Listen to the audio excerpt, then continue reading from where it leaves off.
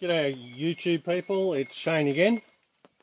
Today we're going to talk about the mini rocket stove. I'm going to give you a cooking demonstration, but first I'll just see how long it takes to boil 1 litre of water. I measured that 1 litre in, so I'm just putting it on now. Time now is 21 past 12. So I'll just go away for a little while. I'll come back just as it boils, and we'll talk some more. Okay, I'm back. That took smack on 11 minutes.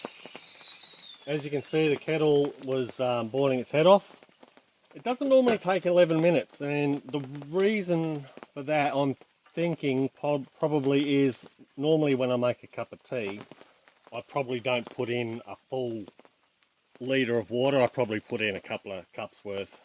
So yeah, 11 minutes anyway for a litre of water. Just burning hardwood and pine. If I was using smaller stuff, it would probably take a little bit less time, but you would be feeding wood in more often. So yeah, it's just a bit of a finding a good ground there.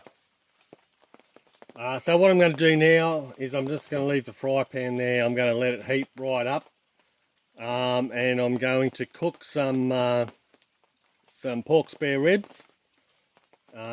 Just before they're cooked, I'll come back and we'll talk some more about the advantages and disadvantages of rocket stoves, or particularly this one, the Mini. And yeah, I'll talk to you then. I just thought I'd come back to show you how they're going. They're cooking away very nicely there. I'm just going to add a bit of teriyaki sauce. Probably should have marinated them in at first, but live and learn. Yeah, I'm pretty impressed with this hardwood that I've been using. It's burning really nicely.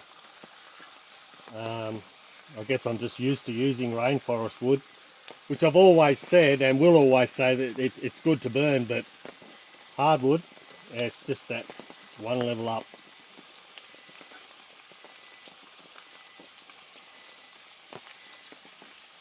Yeah, I just thought I'd mention a couple of the disadvantages of this particular rocket stove.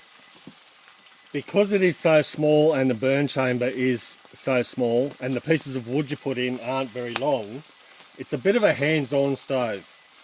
It's not just a set and forget like gas. You can just set it, forget it, and you can walk away and come back and your heat's still there.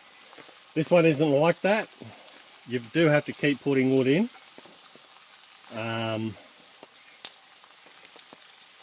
Even more so than a lot of other rocket stoves. Like the other rocket stoves that I'll do in future videos, they've got longer feed chutes, so you can put in wood probably that long, a couple of foot long, and walk away and it'll just keep feeding in. This one is more hands-on, but I don't know about you, but I love tending a fire. I always have as a kid.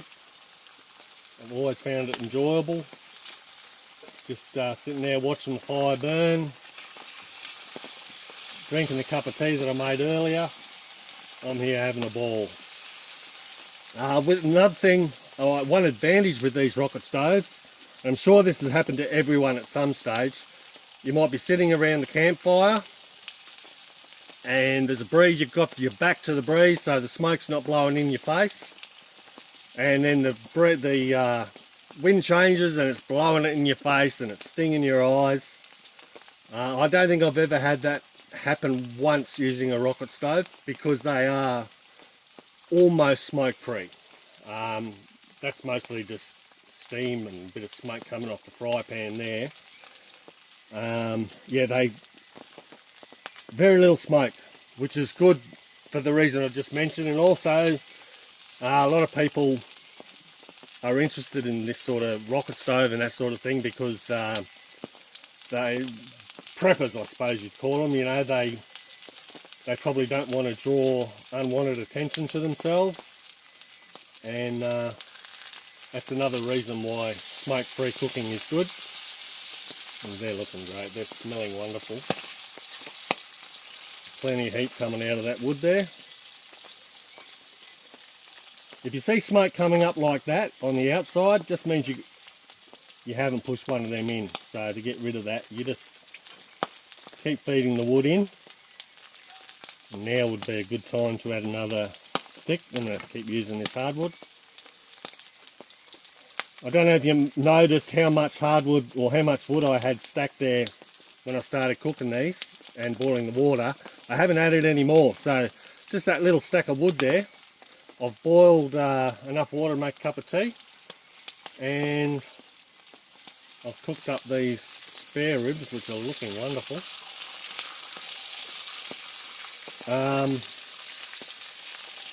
Okay, so if you like what you've seen here, please like and subscribe.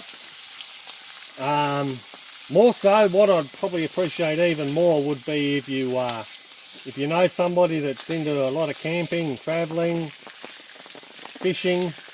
You know, like I can't imagine anything better than just going fishing and then sitting on the bank of the river or whatever, cooking up your fish like this. If you know somebody like that who might be interested, please share this video with them. I do make and sell these, and I'd be more than happy to talk to them. What I'm going to do now, they look, well, almost, most of them are pretty well done. I'm just going to finish them off, and then I'm going to take the camera off the tripod, and I'm just going to give you a closer look as to what's going on in the fire chamber and the air, and I'll explain a little bit more about how you get the ash out. We don't have enough ash in there to even worry about getting it out now, but I'll show you how it's done anyway. So I'll be back in a minute. Alright, I'm back again. You'll have to excuse the shaky camera while I do this. I'll keep it as steady as I can. That's a little bit more of a close-up. You can see down into the burn chamber what's going on in there. It only burns down that one end. And a benefit to that is if your wood is a little bit damp, it tends to dry it out as it gets fed in. I've actually seen, especially with rainforest wood, I've seen sap coming out this end with that end burning down there quite ferociously.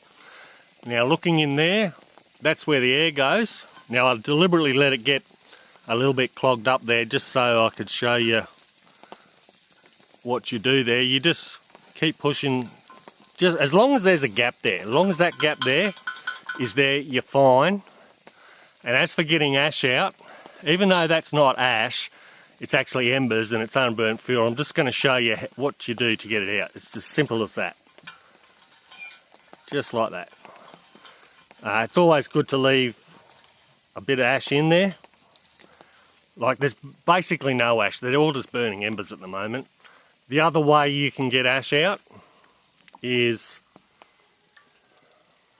just by getting a piece of wire or something like I've got here and just scraping it out like that. You do get very little ash, and that's because the fire is so intense. It's very hot. You get the complete burn, and yeah.